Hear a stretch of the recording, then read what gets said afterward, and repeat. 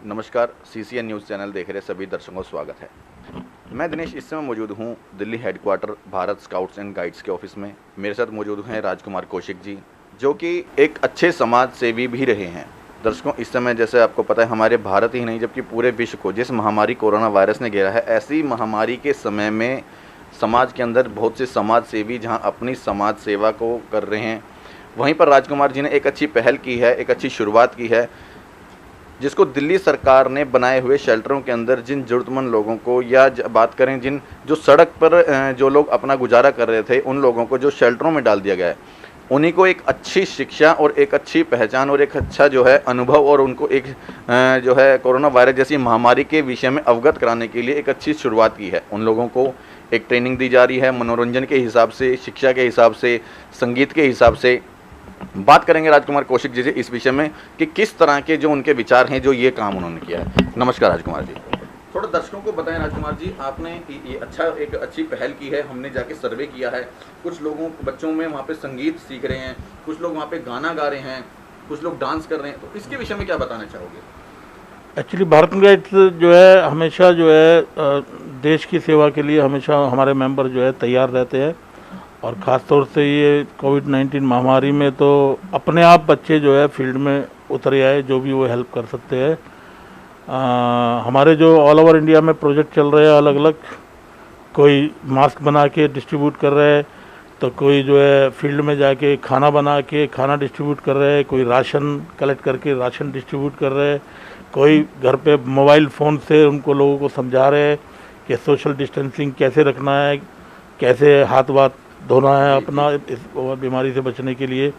और दिल्ली के अंदर हमने करोल बाग के अंदर एक स्कूल है, उसके अंदर एक प्रोजेक्ट चलाया था ये माइग्रेट पीपल के लिए, जो दिल्ली पुलिस ने वहाँ पे जिनको रोका हुआ है इस बीमारी की वजह से।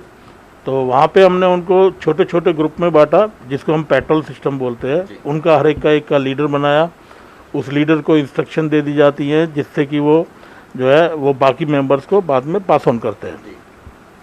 उसके अंदर उनको एक्सरसाइज करवाना, योगा करवाना और उनको गेम करवाना, गाने सिखाना, उनकी कैलिबर जो उनके अंदर है, जो उनके अंदर प्रतिभा छुपी हुई है, उसको भी बाहर खुल के लाना, ये हमारा मेन उद्देश्य है, ताकि उनके अंदर जो होम सिकनेस है वो 1 महीने से यहाँ पर हेल्ड अप है, तो जो होम सिकनेस है वो दूर हो जाए। उसको देखते हुए, उसकी सफलता को देख के सेंट्रल डिस्ट्रिक्ट के डीसीपी जो है उन्होंने हमें रिक्वेस्ट किया कि आप जो है ये हमारे सारे सेंटर्स पे शुरुआत करें, ताकि इन लोगों को भी हेल्प मिले। तो दिल्ली पुलिस की रिक्वेस्ट पे जो है भारत गाइड्स ने ये डिसीजन लिया, और हमारे लगभग 50 एम्प्लॉइज जो हैं और साथ में वॉलंटियर्स भी हैं। हमने जो है सेंट्रल डिस्ट्रिक्ट के अंदर 7 प्रोजेक्ट लिए, और उसके अलावा द्वारके के अंदर 4 लिए, और रूपनगर के अंदर 2 प्रोजेक्ट पे काम चल रहा है। और हमारे ये मॉर्निंग में जाते हैं 2 घंटे के लिए, मॉर्निंग में उनको एक्सरसाइज वगैरह, योगा और उसके अलावा गेम्स करवाते हैं, सोशल डिस्टेंसिंग के बारे में बताते हैं, और साथ में उनको अपनी स्वयं की स्वच्छता और अपने वातावरण की स्वच्छता के बारे में भी बताते हैं। और आज ये माहौल है कि वो सेंटर्स पे, ख़ासतौर से पहाड़गंज में हमारे पास 2 सेंटर है, करोल बाग 3, 2 आईपी स्टेट थाने के रंजीत सिंह मार्ग पे हैं, और 2 सेंटर दरियागंज में हैं। तो कितने सेंटर हैं दिल्ली में लगभग? अभी हमारे पास 13 थे, जिसमें द्वारका के सेंटर अभी हमने आज मतलब कल से बंद कर दिए, क्योंकि वो टोटली रेड जोन डिक्लेयर कर दिया है वहाँ पे। लेकिन अभी तक हमारे पास बाकी जो 9 सेंटर है वो हमारे अभी भी चल रहा है। मैंने सर्वे किया था पहाड़गंज वाले आपके सेंटर के अंदर, वहाँ पर बच्चों में अच्छी प्रतिभा देखी गई है। बच्चा विकलांग है, अपाहिज है, लेकिन उसके बावजूद भी अच्छा डांस कर रहा है। उसके विषय पे क्या बताना चाहोगे? टैलेंट है बच्चे में? या डेफिनेटली हमारे मेंबर्स ने उसको मोटिवेट किया, ताकि वो अपने इस दुख से उसको दूरी मिले और वो लोगों के साथ मिक्स होके अपने आप को भी आम जीवन बिताने की कोशिश करे। और वही नहीं है, कई सेंटरों पे जो नशा लेने वाले भी थे लोग, वो लोगों ने भी अभी इस पीरियड में कम से कम नशे से उनको वो परेशानी दूर हुई, उनकी जो नशे की वजह से उनको लत लगती थी कि हमें चाहिए नशा, तो ऐसे लोग भी जो है वो काफ़ी कंट्रोल में आए। और शुरुआत में ज़रूर दिक्कत हुई थी मेंबर्स को, ख़ासतौर से पहाड़गंज में, क्योंकि वहाँ पे नंबर बहुत ज़्यादा था। शुरुआत में तो 20, 25, 50 लोग 1-2 दिन आए, लेकिन धीरे धीरे जब उन्होंने एक्टिविटी देखी और तो आज ये हालत है कि हमारी यूनिफॉर्म देखते के साथ ताली बजाते हुए वो लोग अपने आप ही वो आ जाते हैं। अच्छा राजकुमार जी, मैं एक चीज़ और मैंने वहाँ पर देखी थी कि वहाँ पर एक मनोरंजन करने के लिए फिल्म शो मैंने देखा था वहाँ पे, उसके विषय पे क्या बताना चाहोगे? या एक्चुअली मॉर्निंग में जैसे कि मैंने अभी बताया आपको कि हम गेम्स करवाते हैं, गाना सिखाते हैं, ये करते हैं। ठीक है। शाम के वक्त हम उनको कैंप फायर करवाते हैं ताकि उनकी जो प्रतिभाएं हैं वो अपनी अपनी बाहर आए। कोई गाना गाने वाला है, कोई डांस करने वाला है, जैसे कि आपने देखा होगा कि हैंडीकैप्ड बच्चा जो है कितना अच्छा डांस करते हैं। इवन एक 65 साल की लेडीज जो है वो भी इतना अच्छा डांस की कि सब लोग जो है खुश हो गए उस दिन। तो अभी वो डेली करते हैं अपने आप, उनके हिचक पूरी दूर हो चुकी है।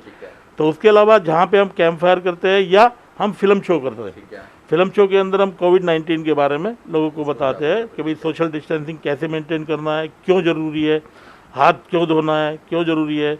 और यही नहीं है, खाली सिर्फ एक्शन नहीं करना, हमने वास्तव में उनको नहाने का साबुन, कपड़े धोने का साबुन, तेल बालों में लगाने के लिए, इवन शैम्पू भी डिस्ट्रीब्यूट किया है हमने खुद, जो है हमारे मेंबर्स ने कलेक्शन करके। और तो जिससे वो इतने उत्साहित हो गए कि इवन वो अपनी डिमांड हमें देते हैं, सर हमारे पास कपड़े नहीं है, तो हमने कपड़े भी कलेक्ट करके उनको जो है डिस्ट्रीब्यूट किया।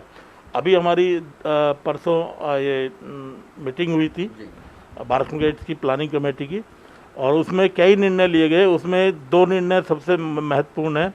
एक तो मास्क बैंक, हाँ, ऑल ओवर इंडिया पे हमने मास्क बैंक बनाने का डिसीजन लिया है, जिसमें कम से कम हम 5 से 10 करोड़ मास्क बनाएंगे, ताकि भविष्य में आने वाले टाइम में, क्योंकि अभी ये मतलब एक तरह से शुरुआत ही है, भले ही ये लॉकडाउन भी खुल जाएगा तो उसके बाद भी लोगों को मास्कों की ज़रूरत पड़ेगी।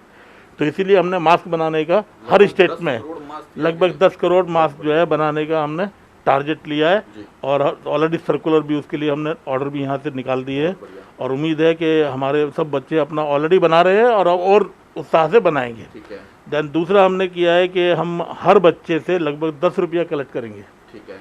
10 रुपया कलेक्ट करके, और जो भी हमारे पास पैसा आएगा उसका 50% उस स्टेट में हम सीएम रिलीफ फंड में देंगे, और 50% हम जो है प्राइम मिनिस्टर केयर फंड में उसको देंगे। उसके अलावा हमारे स्टाफ एक दिन की सैलरी जो है वो पीएम रिलीफ फंड में दे रहे हैं। राजकुमार जी, इस समय जो दर्शक आपको देख रहे हैं उनको क्या मैसेज देना चाहोगे कि इस महामारी के संकट के घड़ी में उनको क्या क्या सावधानियां बरतनी चाहिए?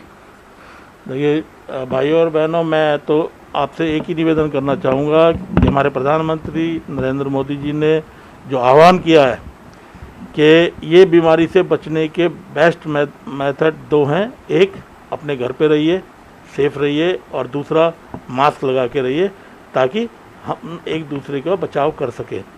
और यही नहीं है, आपसे मेरा रिक्वेस्ट है कि आप खुद ही नहीं, आप अपने दूसरे साथियों को भी मोटिवेट कीजिए कि वो घर से ना निकलें, और जो भी सरकार के द्वारा, वहाँ की सरकार के द्वारा जो भी डिसीजंस होते हैं उनको कोऑपरेट करें, और उनको मानते हुए हम जो है अपनी ज़िंदगी को आगे और अच्छा और स्वस्थ बनाने के लिए सहयोग दें।